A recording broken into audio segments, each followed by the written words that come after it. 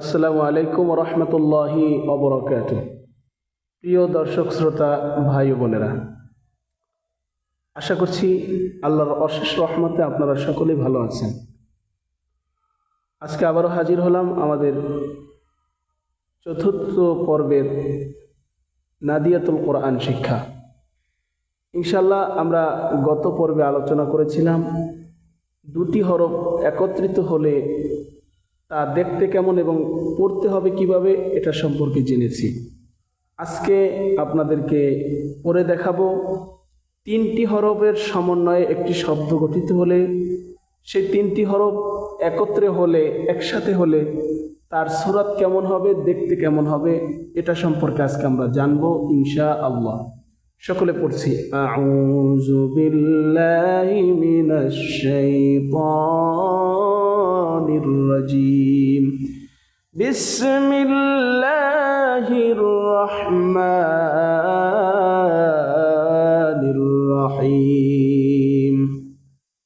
রব্বি জিদনি ইলমা, রব্বি জিদনি ইলমা, রব্বি জিদনি ইলমা, রব্বি জিদনি ইলমা। সকলে পড়ছি, সাদ, লাম, হা, তিনটে হরফ এখানে আছে। আমি জুম করে দেখাচ্ছি আপনাদেরকে। এখানে তিনটি হরফ রয়েছে, সাদ, লাম, এরপর নিচের দিকে হা।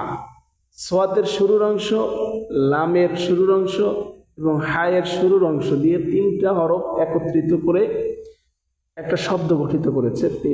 তিনটে হরফ একসাথে নিয়েছে। তো সূরাতটা দেখতে এমন হবে, সাদ লাম হা, সাদ লাম হা, সাদ লাম হা।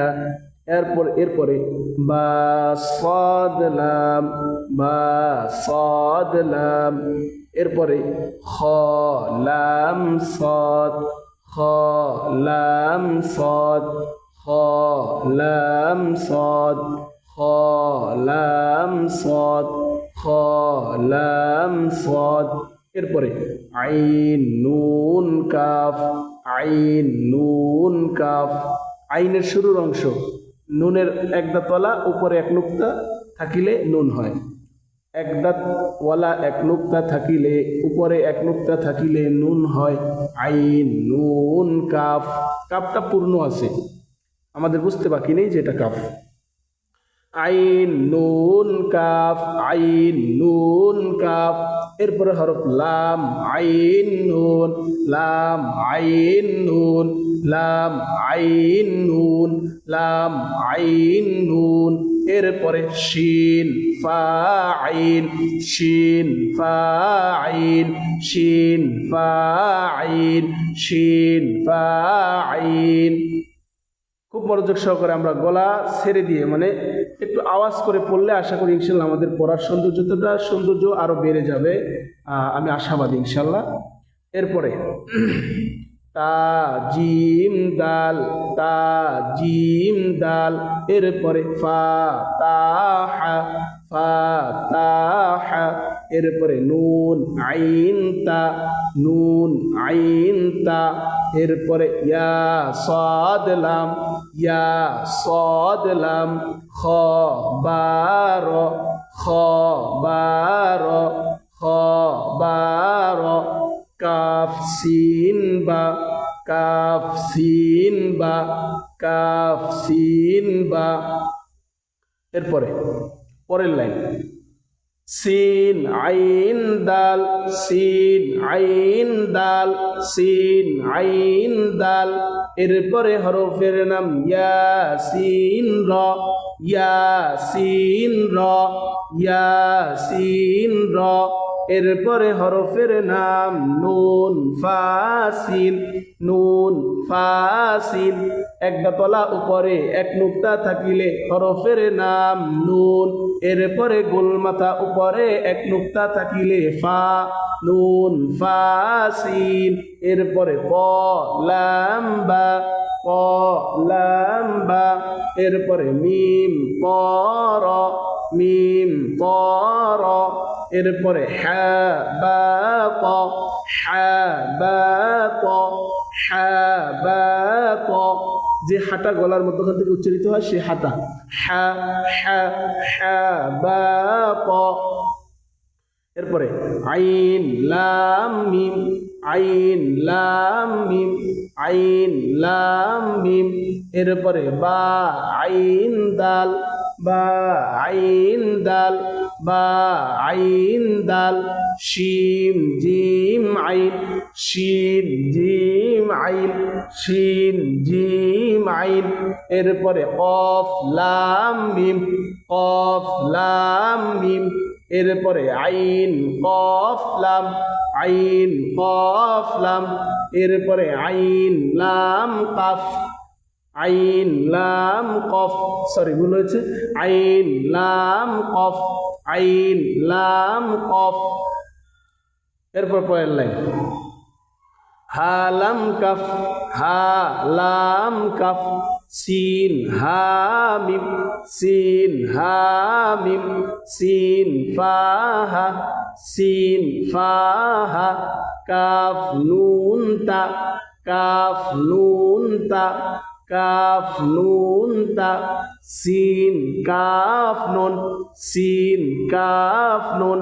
ضاد হা কাফ, ضاد হা কাফ।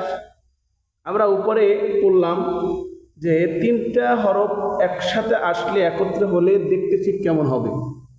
তিনটা হরফ একসাথে হলে কেমন হবে দেখতে, এবং সূরত কেমন, পড়লে কেমন, কিভাবে পড়তে হয়।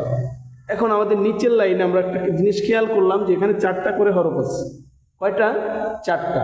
4টা করে হরফ আছে। 4টা হরফ আসলে একসাথে, একত্রে মিলাইলে বা একসাথে করলে এটাকে মুরাক্কাব বলে, যে যুক্ত হরফকে মুরাক্কাব বলে। একটা হরফের সাথে আর একটা হরফকে লিখার নাম বা মিলাইয়া পড়ার নাম কি মুরাক্কাব বলে। তো এখানে 4টা করে আসছে। আমরা এই লাইনটা একটু পড়ে নিই। ইয়া তা লাম ওয়াও, ইয়া তা লাম ওয়াও। নুন আইন মিম তা, নুন আইন মিম তা।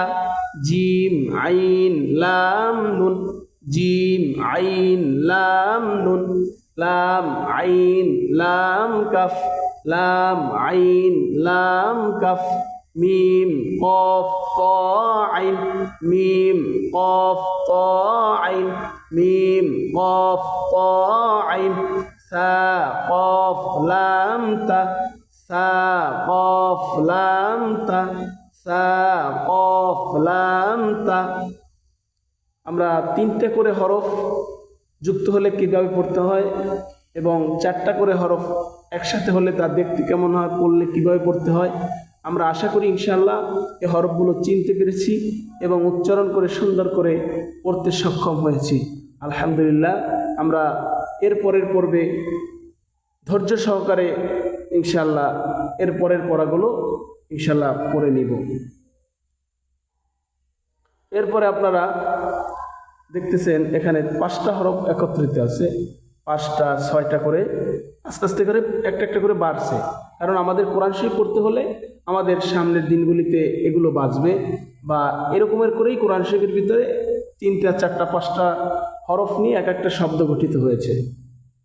তো ঠিক সেইভাবেই আমাদেরকে পূর্বেই আমাদের এটা শিখে নিতে হবে। কোরআন তেলাওয়াত করার পূর্বে ইনশাআল্লাহ আমরা ধৈর্য সহকারে শিখলে আশা করছি আমরা তার তিলের সহিত কোরআন তেলাওয়াত করতে শিখতে পারবো ইনশাআল্লাহ।